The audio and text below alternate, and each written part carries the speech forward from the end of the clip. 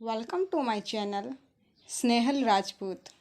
कहानी बहरूपिया भाग 15। अच्छा, वैसे थी कौन वो? तेरी को क्या करना है, अभी शादी बनाएगा उससे? मकरंद चिढ़कर बोला। फिर भी बताने कौन थी वो? अरे मेरे को नहीं मालूम वो कौन थी। साला मैं राक्षस की स्टोरी बता रहा तेरे को।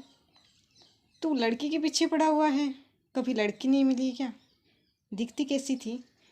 उस लड़के ने एक और सवाल दाग दिया।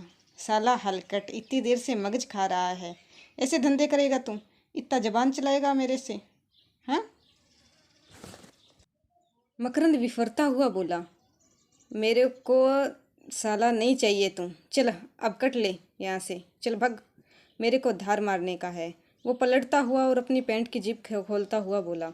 वो एक दीवार की तरफ मुड़ गया। पीछे खड़ा हुआ लड़का उसे आराम से देखता रहा। वह अब कुछ अजीब लग रहा था। काम खत्म करके मकरंद पलटा और चौंक गया।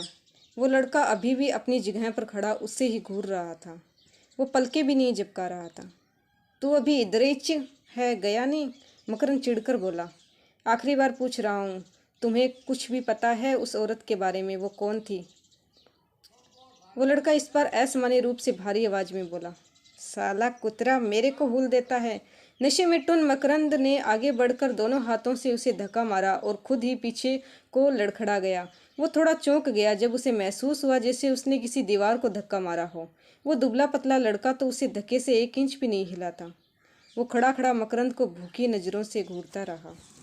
तभी उनके चारों ओर एक हल्की सी रोशनी हो गई। उस लड़के के होठों के कोरों पर एक व्यंग्य भरी शैतानी मुस्कुराहट आई। फिर उसने आसमान में देखा जहां उसी वक्त पूरा चांद निकल आया था। फिर जब उसने वापस मकरंद को देखा तो उसकी चीख निकल गई।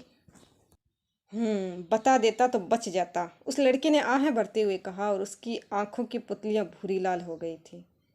मकरंद चीखने को हुआ पर बिजली की फुर्ती से उस लड़के ने एक हाथ से उसका गला दबोच लिया। दहशत से भरी आंखों से मकरंद ने देखा कि जो हाथ उसकी गर्दन दबोचा था वो एक दैत्यकार पंजा था। और फिर उसके पांव जमीन से उठने लगे और उड़ते ही गए, क्योंकि देखते देखते वो लड़का लगभग 10 फुट लंबे भेड़िए मानव में बदल चुका था। वो पूरी तरह काला था। कुछ ही देर में मकरंद का छिन्न भिन्न शरीर सड़क पर पड़ा हुआ था। मरने के पहले वो इतना समझ पाया था कि उस लड़के के भेष में ये कोई दूसरा भेड़िया राक्षस था, जो कि उस रात वाले से ज़्यादा विशाल और कहीं ज़्यादा खतरनाक था। इस तरह मकरंद को मार कर और पुलिस के लिए एक और सरदर्द खड़ा कर वो भेड़िया मानव कहीं अंधेरे में गुम हो गया। यही वही था जिसने उस मील के मजदूर को भी मारा था। स्पष्ट था कि उसे अनुष्का की तलाश थी। कहानी जारी है। कहानी का अगला भाग नेक्स्ट वीडियो में। धन्यवाद।